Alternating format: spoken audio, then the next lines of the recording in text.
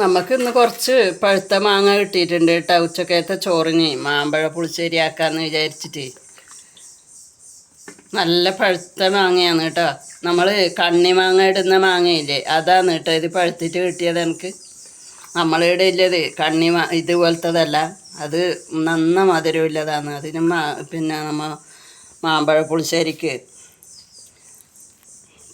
പാങ്ങുണ്ടായില്ല. അതുകൊണ്ട് ഞാൻ ഇത് പറക്കിയിട്ട് കൊണ്ടുവന്നിട്ട് പുളിശ്ശേരിയാക്കാമെന്ന് വിചാരിച്ചു. 3 പച്ചമുളക് എടുത്തിട്ടുണ്ട്, കുറച്ച് ജീരകം, പിന്നെ തേങ്ങയും കൂടി എടുത്തിട്ടുണ്ട്.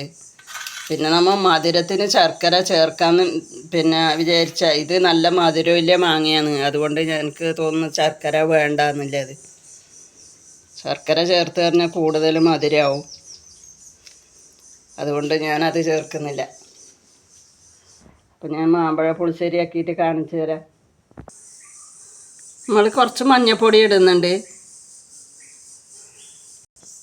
കുറച്ച് ഉപ്പ്, കുറച്ച് വെള്ളം കൂടി ചേർത്തിട്ട് ഒരു 10 മിനിറ്റ് തിളച്ചിട്ടാകുമ്പോൾ നമുക്ക് അപ്പോഴേക്ക് അരവ് റെഡി.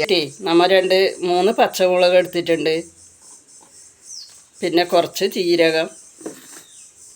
നമുക്കിതിന് കൂടുതൽ സമയമൊന്നും വേണ്ട കേട്ടോ. ഈ മാമ്പഴ പുളിശ്ശേരി ആക്കാൻ പറയുമ്പോൾ നമ്മൾ വിചാരിക്കില്ല അതിന് കുറേ ഇത് വേണം. അതിനൊന്നും സമയമൊന്നും വേണ്ട. നല്ലൊരു ടേസ്റ്റിലെ പുളിശ്ശേരിയാണ് മാമ്പഴ പുളിശ്ശേരി എന്ന് പറയുന്നത് കേട്ടോ. നമ്മളിപ്പോഴും പിന്നെ മാമ്പഴ കാലത്ത് എന്നും പുളിശ്ശേരി ആക്കലുണ്ട് പഴുത്ത മാങ്ങ കൊണ്ട്.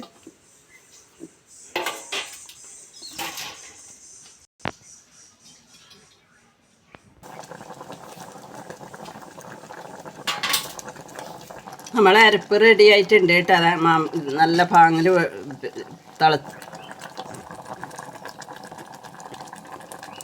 നന്നായി തിളച്ച് വന്നിട്ടുണ്ട് കേട്ടോ. അതാ അരവ് കൂട്ടുന്നുണ്ട് ഞാൻ.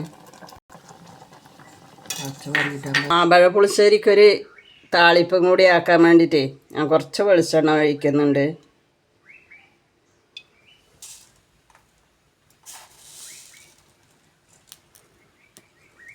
കുറച്ച് കടുക്,